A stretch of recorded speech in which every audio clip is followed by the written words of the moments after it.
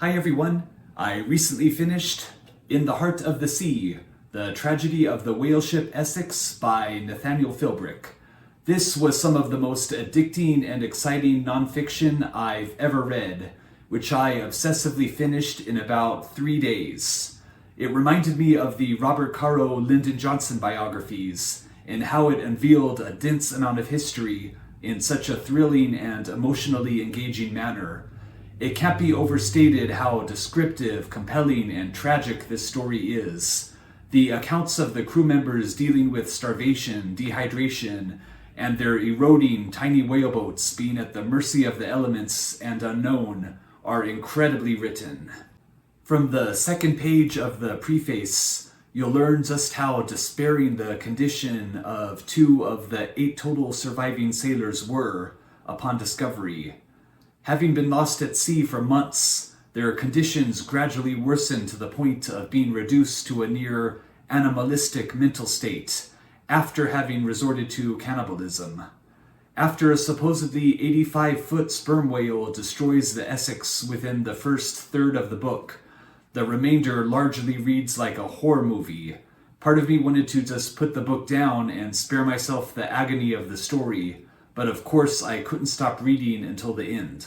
While this story was particularly well known in the decades after the event in 1820, much of the book was based around a survivor's account that was discovered in 1960 and authenticated in 1980.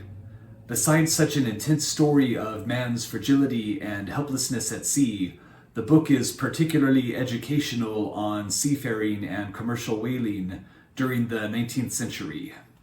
The culture of the eastern U.S. island of Nantucket was fascinating and incredibly unique. Being such a close-knit group that were suspicious of outsiders, on more than one occasion their doubt of the outside world cost them dearly.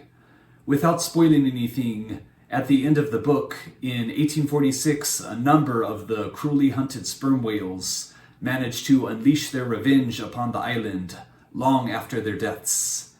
As a big fan of Benjamin Franklin and Frederick Douglass, I've long had a fairly positive impression of the Quaker religion, which they were fairly intimate with.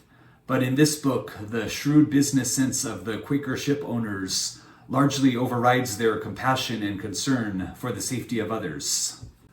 I encountered a bunch of interesting coincidences through this book, which I never even heard of a couple months ago. Since childhood, I knew sperm whales were devourers of deep-sea squid and was loosely familiar with the novel Moby Dick.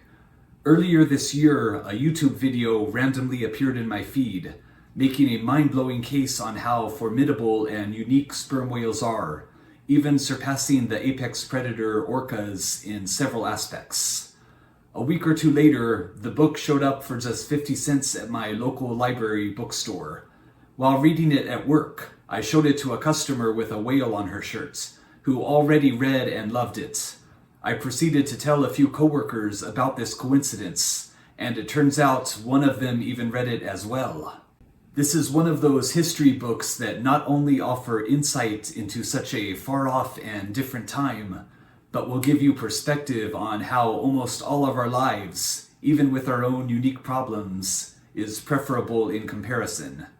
If you can stomach the escalating dread and frequent descriptive accounts of cannibalism, this is an absolute must-read.